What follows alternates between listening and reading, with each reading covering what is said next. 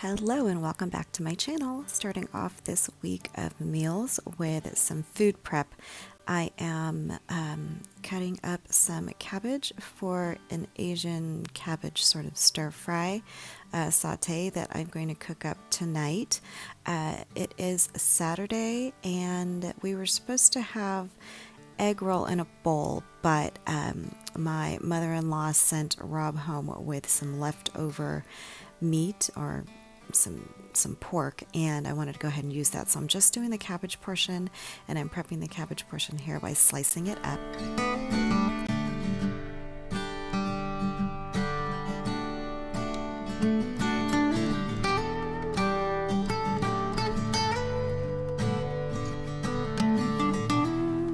Once I've sliced it all up, I'm going to give it a good rinse under the faucet. I had to do it in 2 batches because I couldn't find my large colander and I had to use this tiny strainer, but it did the job just fine. So give that a good rinse.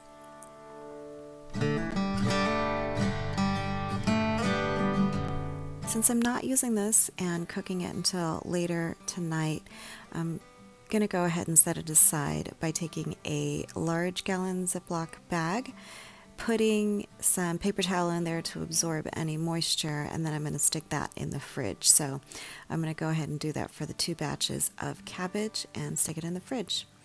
In the meantime, I'm going to prep the rest of the stuff. That's some garlic. I've got garlic cloves here, and then I'm going to do some ginger as well in a little bit.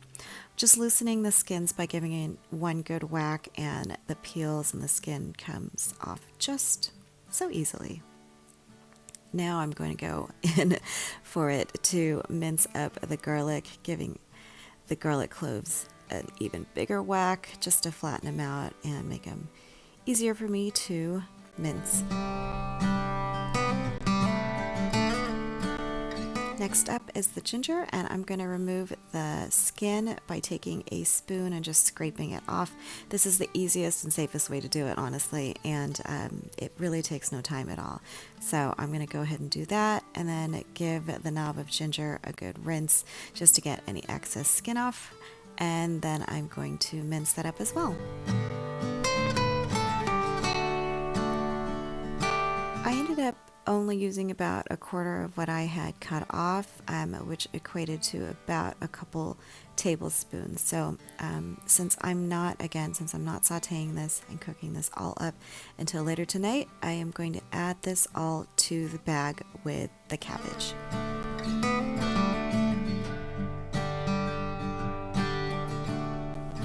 And once that's all in there, we'll just zip it up and set it aside for later tonight. I'm going to be making some cream cheese rangoons in the air fryer. We shall see. This is the very first time I'm doing this, so let me show you what I have to get started, and then I will link the recipe down below. Ingredients for the filling are very simple, just garlic powder, cream cheese, and green onions. So I'm just going to mix that all together. Cream cheese is easier to mix, obviously, when it's softened. So here it is all mixed up.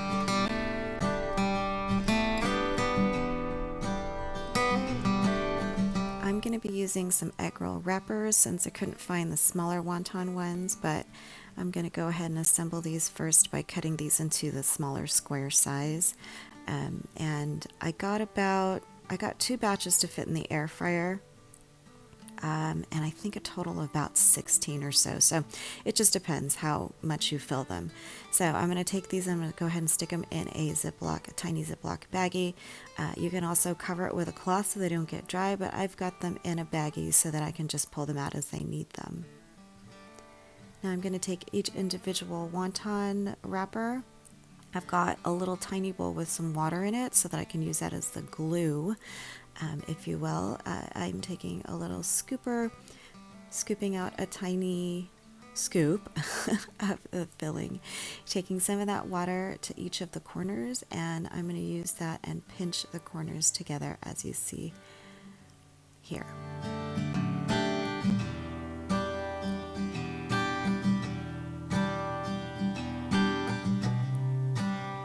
Didn't quite know exactly what I was doing, and I don't know that they look perfectly the way they're supposed to, but never mind.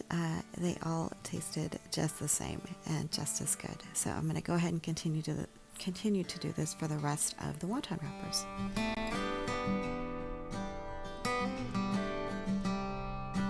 And here is the first batch, almost ready to go into the air fryer, but first I'm going to give it a little spritz of olive oil. Actually, this is avocado oil, just to help it brown a bit since I'm not deep frying this. So just give them a little spritz and you'll see that the edges turn nice and golden brown.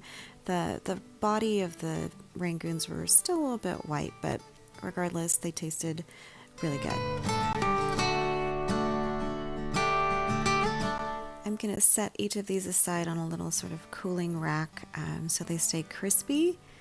I'm going to do the second batch right here, and that is the cream cheese rangoons. They were very tasty.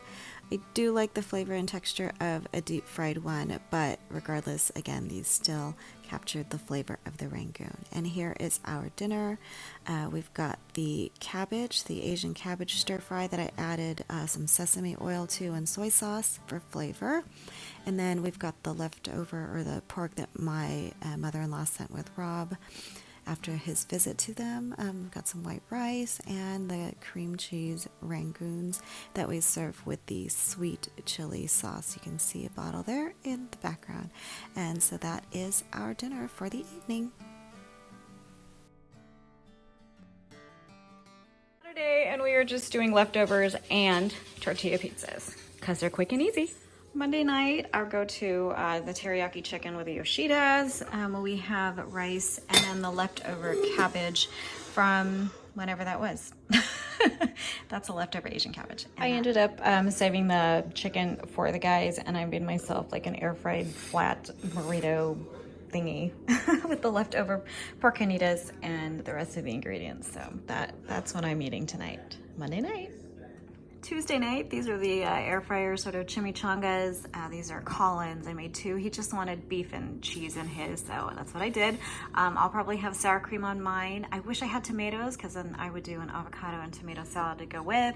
But for him, I'm just giving him these strawberries that need to be eaten soon. And then for dessert, we are doing a gooey butter cake. I will link the recipe down below. Wednesday night, doing a pizza casserole of sorts. So I'm just taking some pasta. You can do any kind that you like. And then I'm just throwing some pasta sauce over it that I'm going to spread. You want to make sure that the pasta sauce covers the tops of the pasta so they don't dry out, but that's basically all you have to do. Just kind of layer everything. You can also mix the sauce in with the pasta if it's easiest, and then we've got some mozzarella cheese on top of that, and then you just go ahead and layer your toppings. I wanted to use pepperoni. I thought we had some, but we were out, so I'm using a sweet Italian sausage. And on top of that, I'm going to add some green bell peppers and some olives. Olives because Rob loves the olives. So there you go. All you need to do is just layer all your layers on top.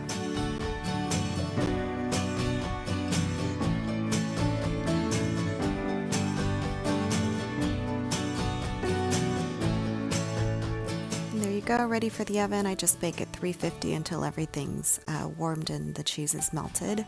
And here's the finished product.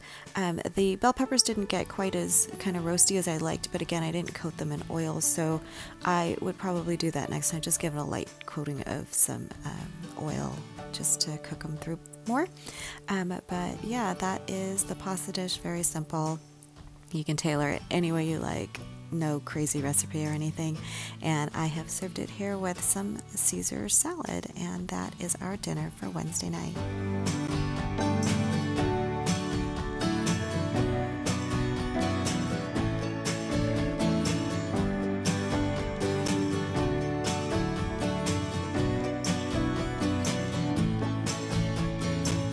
Thursdays was leftover pasta with a lemon cake I made in honor of my dad's birthday, and then some beefsteak that we got from the in-laws. Friday night dinner.